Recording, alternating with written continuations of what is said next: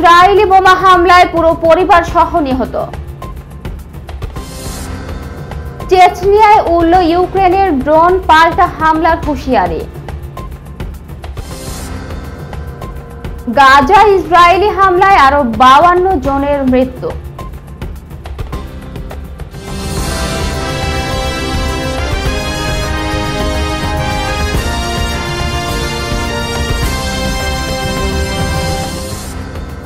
আসসালামু আলাইকুম, আপনাদের সাথে আছি আমি নীলা ইসলাম। এতক্ষণ শুনছিলেন আন্তর্জাতিক অঙ্গনের সংবাদের শিরোনামগুলো, এবার জানাচ্ছি বিস্তারিত।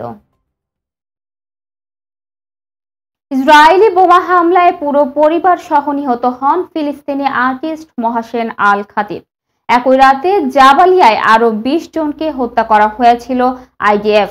তবে ইসরায়েলি বোমা হামলায় কেবল মহাসেনকে হত্যা করেনি, তার শিল্প, তার আকাঙ্ক্ষা এবং তার আশাকেও হত্যা করেছে। কাতার ভিত্তিক সংবাদ মাধ্যম আল জাজিরার প্রতিবেদন অনুযায়ী ফিলিস্তিনি সরকারি পরিসংখ্যান অনুসারে চলমান গণহত্যায় 45,000-এর বেশি ফিলিস্তিনি প্রাণ হারিয়েছেন। গাজার অন্যতম সেরা ছিলেন শিল্পী মহাসেন আল খাতিব।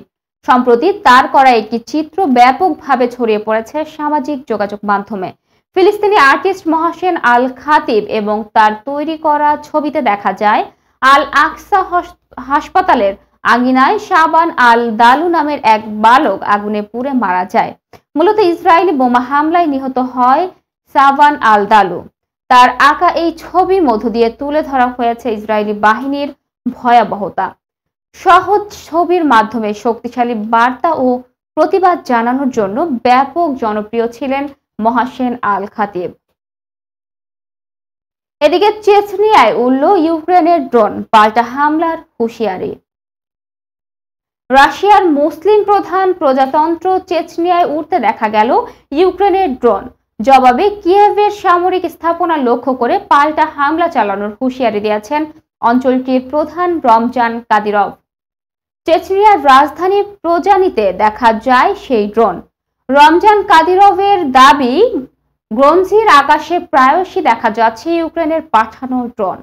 সোশ্যাল মিডিয়ায় করা এক পোস্টে তিনি আরো বলেন, ড্রোনটি শহরের আখমাত রাইট পুলিশ ব্যাটালিয়ন ভবনের খুব কাছ দিয়ে যাওয়ার সময় বিস্ফোরণ ঘটায়। তবে কিয়েভর পাঠানো আরো 2টি ড্রোন সফলভাবে কার্যকর করা হয়েছে। এ ঘটনায় কোনো প্রাণহানি হয়নি বলে জানিয়েছে চেচেন প্রশাসন।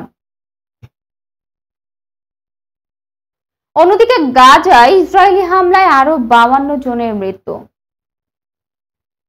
গাজায় বর্বরতম ইসরায়েলি হামলায় গত 24 ঘন্টায় মৃত্যু হয়েছে আরো 52 জনের, আহত হয়েছে 2 শতাধিক।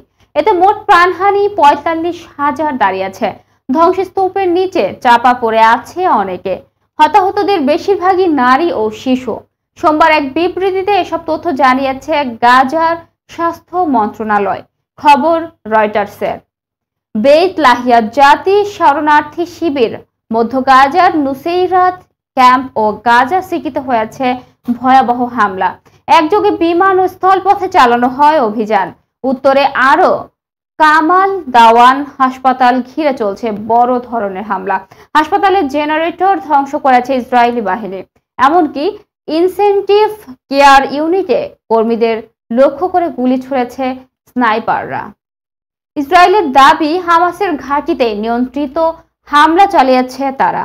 বেসামরিকদের মানব ঢাল হিসেবে ব্যবহার করেছে গোষ্ঠীটি বলে অভিযোগ করেছেন তেল আবিব। দর্শক, এই ছিল এখনকার মতো। পরবর্তী সংবাদ দেখার আহ্বান জানিয়ে এখানেই শেষ করছি। ধন্যবাদ সবাইকে এতক্ষণ সাথে থাকার জন্য।